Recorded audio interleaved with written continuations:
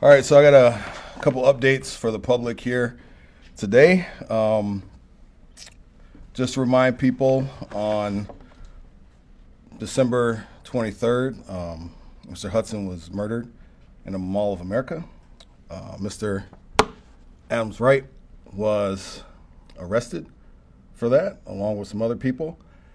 And a juvenile named Lavon Longstreet was also wanted in connection with that. The movie character here in Super Troopers, Thorny, in the opening scene of Super Troopers, said when the youth, he asked them, where you trying to go? And they said Canada, and he said, you almost made it. Mr. Longstreet, he almost made it today too. So today, thanks to the U.S. Marshal Service, Southwest Regional Fugitive Task Force in Georgia, Fulton County Sheriff's Office in Georgia, and DeKalb County Sheriff's Office in Georgia, Mr. Longstreet was arrested in Decatur, Georgia today, around 12 o'clock our time. He was arrested with a female named Uriah, E-R-I-A-J-A-H, Johnson, 8/11/1992.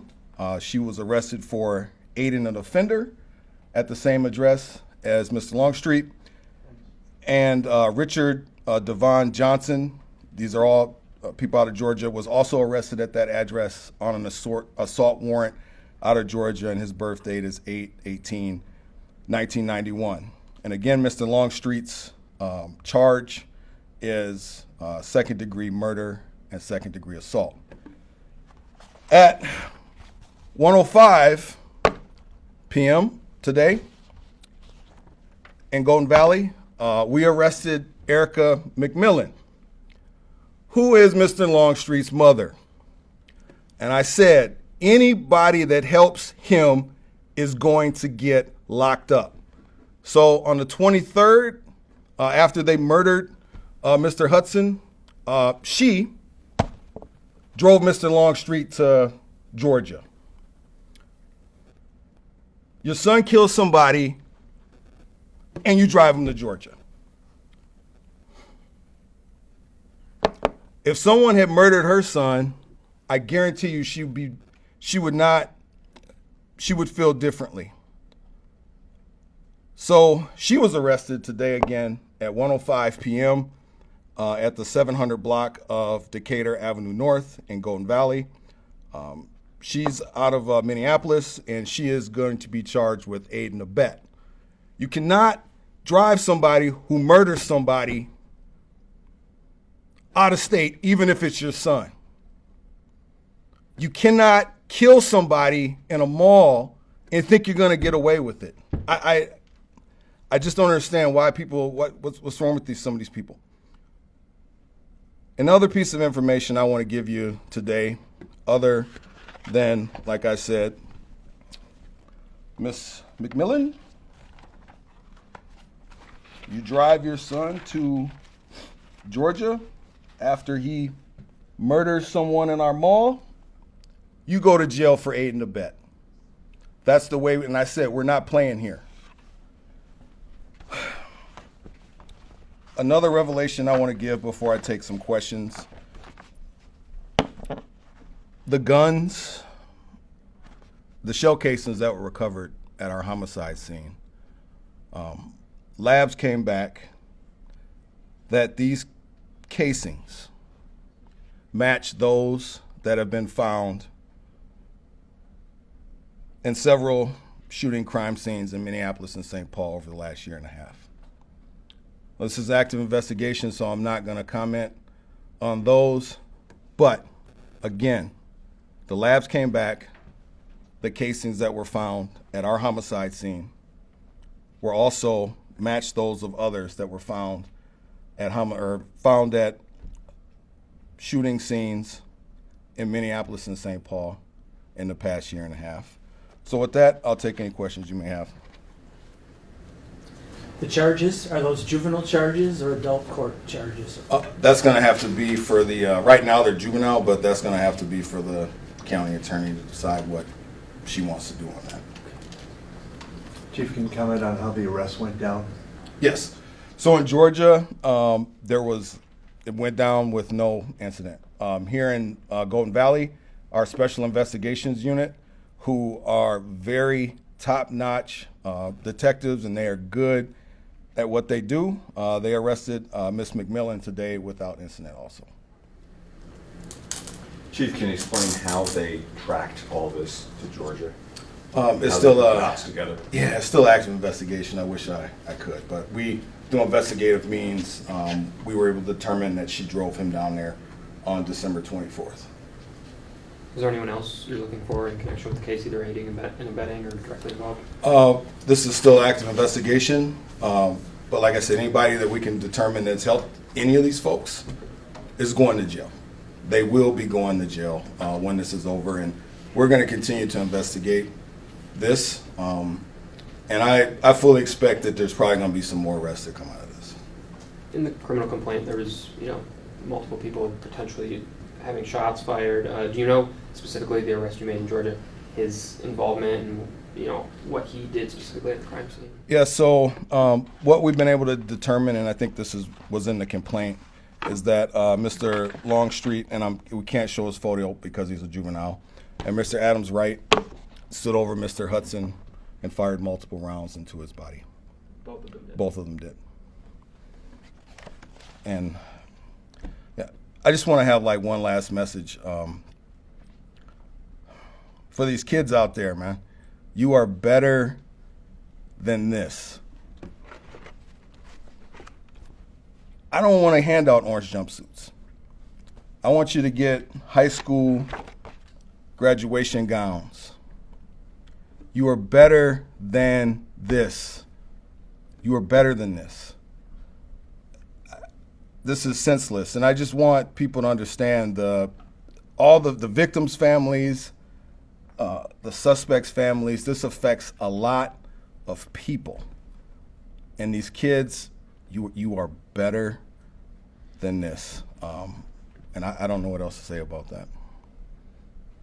What are you expecting with the process of getting him back here? Yep. So the way it works is anybody who's arrested out of state, they have to go through an extradition hearing. He's a juvenile, so basically he's got a right to go to court in Georgia and decide if he's gonna fight or accept extradition. If he accepts extradition, meaning that he's agreed to waive his right to come back to Minnesota, either the Hennepin County Sheriff's Office will go down and transport him back, or the U.S. Marshal Service will. But we'll determine that once the extradition hearing happens. So that's a couple of days at least? Yes. Is there an understanding if he was planning to try to kind of hide out in Georgia, or if he was going anywhere else, or Right now, I don't know. I know he's been there since December 24th. And the role of these other folks that were arrested in Georgia, basically they were sheltering this guy? Yes. Basically is what you guys believe? Yeah. Aid and abet. You don't get to, if someone kills somebody, you know they killed somebody, you do not get to hide them, you do not get to help them. And I know other jurisdictions might not charge people with that, but in Bloomington, you do that, you're going to jail. Period. And can you say what the relationship was, folks in Georgia, to your suspect? Yeah, I don't know that yet. Yeah, once we get that, I'll let you know. But I don't know the relationship between those arrested and who he was staying with yet. Our detectives are down there now, so they're still trying to gather some of that information. Yes. So when the arrest of the other folks involved were first made, you mentioned that there had been kind of minimal cooperation among witnesses, among people who were arrested. Has that begun to change? Absolutely not. She asked if there's been any change in cooperation. Absolutely not. And I want people to understand, this happened in the Mall of America. There's cameras, there's license plate readers, there's a whole plethora of things there. We're going to find out what happened. It's just going to take a little bit of time to do that. It's easier if people cooperate, but if you don't, make no mistake about it, we're going to find out what happened. It just might take a little bit more time. You guys talked about that this was a fight early on. Has it ever been determined what the deal was, why they were involved with this whole? Yeah, we're still looking at that, and it's still and I hate to use this line, you all know that. It's still an active investigation, so we're still working that angle. You said more arrests, you guys expect? I expect more people to get arrested. Yes, I do. More, Chief, or? Anybody that helped them is going to jail. Do you expect more charges from other jurisdictions based on the shell casings and the forensics from that? I don't know yet. We have to, so he asked if we expect more charges from the shell casings and whatnot. That part is still an active investigation with those respective jurisdictions. So I'm pretty sure they're working their cases too. But again, I go back to what I said earlier. The tragedy in this is these guns were used, or at least the bullets indicated that they were used in multiple shootings in Minneapolis and St. Paul over the last year and a half.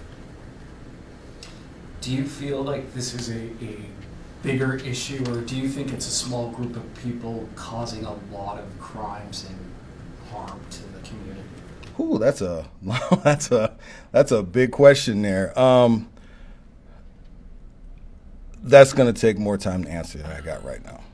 I will say, since 2015, according to the BCA, between 2015 and 2021, and people can go look at the BCA's Uniform Crime Reports, 481 African Americans have been murdered in Minnesota since 2015, between 2015 and 2021. 481.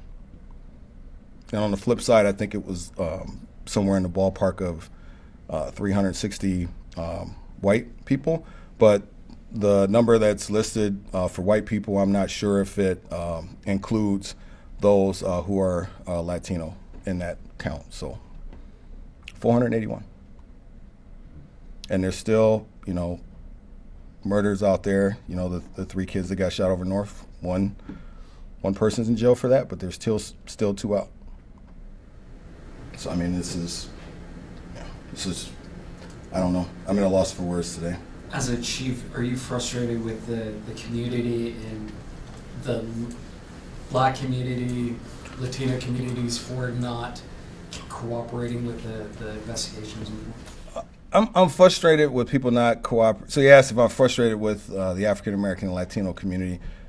I love my communities, right? I mean, am I frustrated when people don't cooperate in any cases? Yes, right. And specifically this one, when this could have been your son, you drive your son to Atlanta. I mean, there's some systemic things I think we got to look at to get more people to cooperate with our investigations. And I think every time an agency does what we do here, where if you commit this crime, we lock somebody up for it, I think that helps increase trust in the communities. Chief, would you have a moment to hold the photos up again for us, please? Yeah, and then we will email out this one, because this is our booking photo of Ms. McMillian. And there won't be a picture of, obviously, the juvenile named in the complaint because he's a juvenile. And the other photos too, sir? I think you guys already have this one.